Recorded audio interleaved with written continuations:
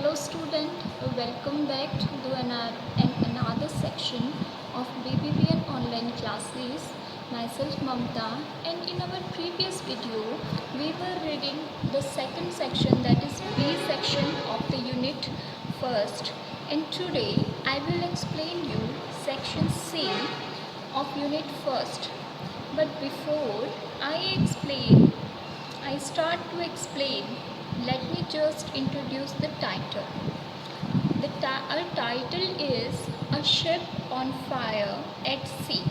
ठीक है, एक जो जहाज है समंदर में जो चल रहा है उस पर आग लग जाती है, और किस तरीके से जो उसमें बैठे हुए हैं लोग किस तरीके से सफ़र करते हैं वो हमें इस चैप्टर के थ्रू जो है थोड़ा सा स्टोरी बेस पर दिखाया गया है.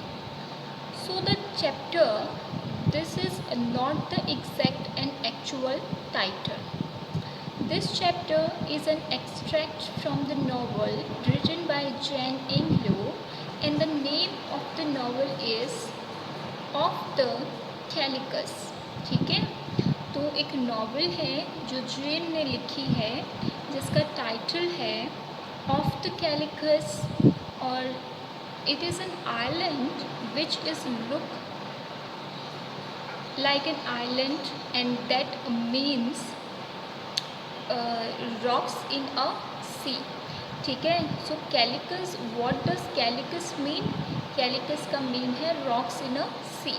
ठीक है, तो ये हमारी जो स्टोरी है वो जेन इंग्लॉ ने लिखी है, एक नॉवल है उनकी लिखी हुई जिसका नाम है ऑफ द कैलिकस, और वहाँ से ये एक्सट्रैक्ट जो है, ये छोटा सा जो स्टोरी टाइप है वो यहाँ पर लिया गया है.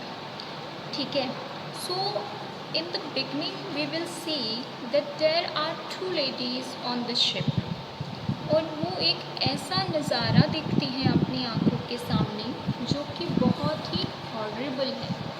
अब हॉरिबल क्यों है? क्योंकि आप देखिए, जैसा कि हमारे टाइटल में भी हमें बताया है कि देयर इज़ अ फायर. ठीक है, आग लग गई है, वो भी कहाँ पर? शिप पर, और वो भी कहाँ पर? समंदर में. समंदर में जो शिप चल रही है उस पर आग लग गई है. तो ऑब्वियसली बहुत ही भयानक वाला जो एक हॉरिबल एटमॉस्फेयर है वो क्रिएट हो गया है. सो किस तरीके से ये एटमॉस्फेयर क्रिएट होता है और किस तरीके से जो हमारी राइटर हैं वो सेव होती है, वो सारा हम पढ़ेंगे इस एक्सट्रैक्ट में. So let's just start. तो एक्सप्लेनेशन में स्टार्ट करती हूँ. What is it? I explained what it can be.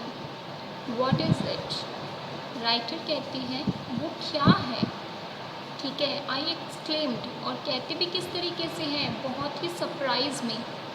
What can it be? ये क्या हो सकता है? She pointed with her finger. ठीक है, अब जो दूसरी लेडी है वो जो है अपना फिंगर से, ठीक है, अपनी उंगली से पॉइंट करती है. And as the yard swung round she said, look there ma'am, look. और फिर जो शिप है, स्वंग का मतलब झूलती रहती है. किसमें? जब समंदर की लहरों में वो झूलती हुई सी दिखाई देती है, तो जो सेकंड लेडी है वो राइटर की कहती है कि लुक मैम, लुक देयर, कि उधर देखिए.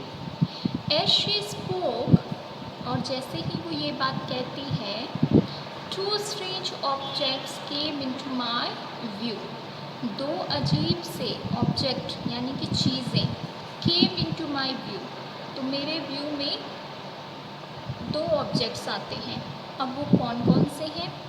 One was a great pale moon, sickly and white, hanging and seeming to brood over the horizon.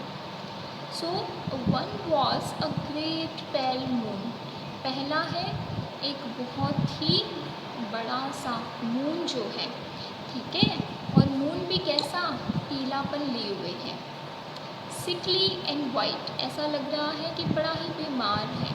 ठीक है, और वाइट कलर का है. Hanging and seeming to brood over the horizon. अब वो समंदर से उस जो मून है उसको देख रही है, तो ऐसा कर रहा है, लटका हुआ है वो जो मून है।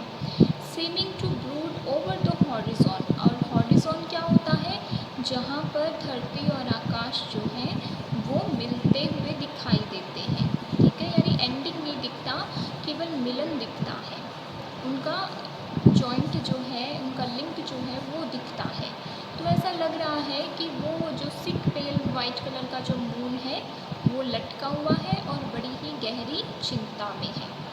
द अदर, और सेकेंड ऑब्जेक्ट क्या है, which looked about the same size, वो भी मून के जितना ही आसपास साइज का लग रहा है, वॉज रेड, पूरी तरीके से लाल, and seem to lie close at her side, और राइटर को ऐसा लग रहा है कि जो सेकेंड ऑब्जेक्ट है वो उसके बहुत ही पास में है।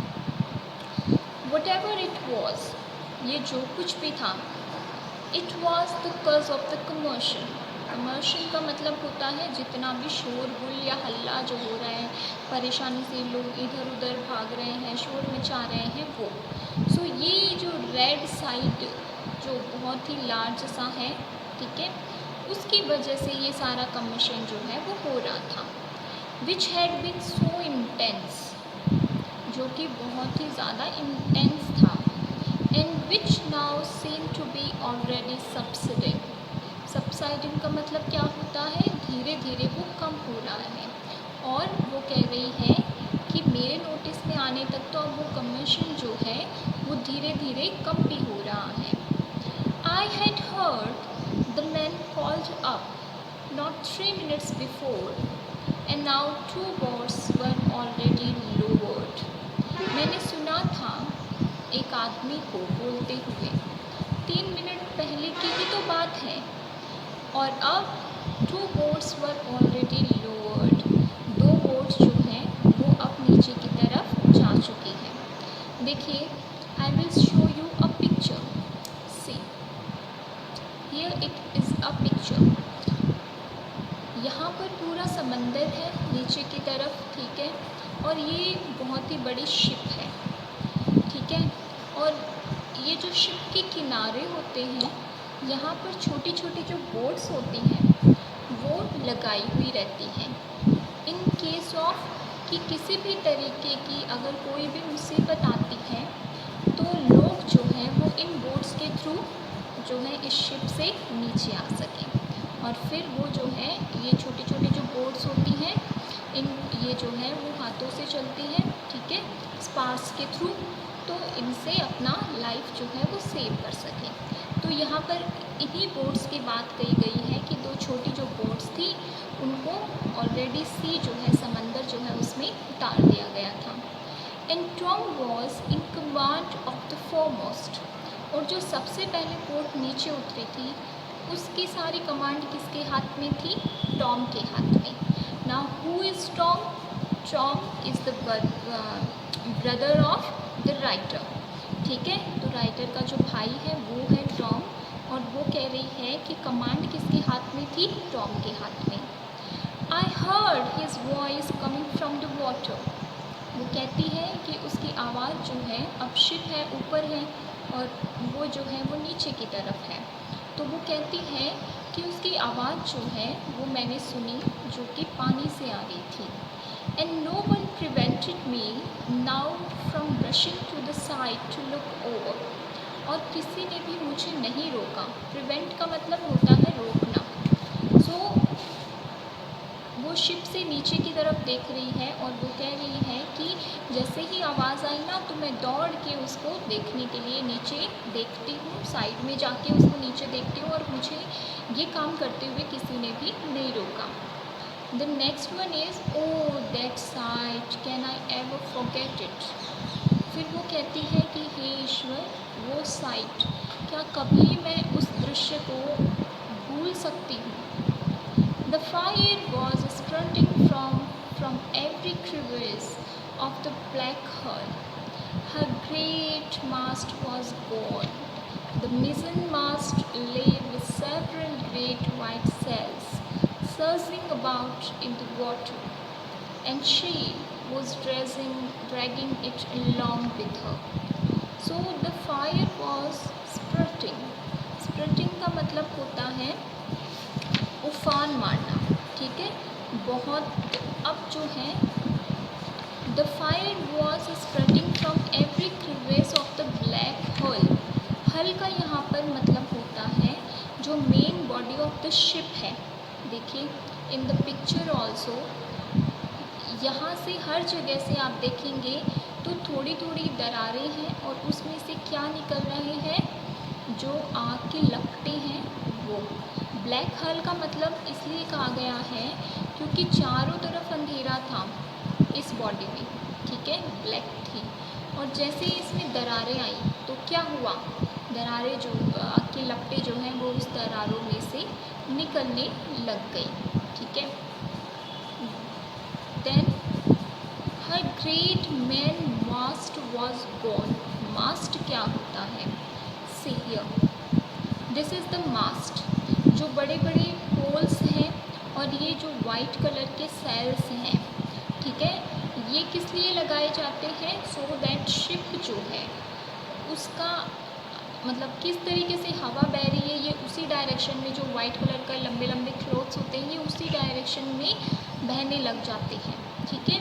सो हवा का पता चलता है और ये एक तरीके से शिप को सपोर्ट भी देते हैं। तो ये है मेन मास्ट जो कि बहुत बड़ा रोल निभाता है शिप को सपोर्ट करने में, ठीक है। तो ये मेन मास्ट जो है वो पूरा का पूरा क्या हो चुका है, गॉन, यानी कि जल चुका है।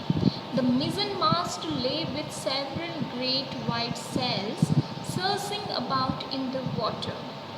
और मिजन मास्ट यानी कि जो मेन मास्ट के अभी जो पीछे का हिस्सा है, ठीक है, मिजन मास्ट है वो, ये जो पोल्स वगैरह हैं, जो क्लोथ्स वगैरह हैं, ये टूट के कहाँ पे गिरेंगे, सी के अंदर। और ये सी में गिरने के बाद में क्या होंगे, तैरते हुए दिखाई देंगे, ठीक है। Surging about in the water, पानी में तैरते हुए दिखाई दे रहे हैं। And she was dragging it all along with her. और शी किसके लिए आया है, फायर के लिए और उस शिप के लिए। और जो वो शिप है जिस पर आग लगी हुई है, ड्रैग करना यानी खींचना, वो खींचती हुई इस पूरी की पूरी शिप को आगे की तरफ लेके जा रही है। The foremast only stood. Foremast का मतलब जो शिप के आगे वाला हिस्सा है उसके जो सपोर्टिंग पोल्स वगैरह हैं, दे ओनली स्टूड, वो अभी तक बचे हुए हैं। And its rigging and sails had not yet caught. और इसके का जो आगे का हिस्सा है, उसके जो पोल्स हैं, जो सेल्स हैं, है ना, वाइट कलर का जो बिग क्लोथ्स है, उसने अभी तक आग जो है वो नहीं पकड़ी है। सो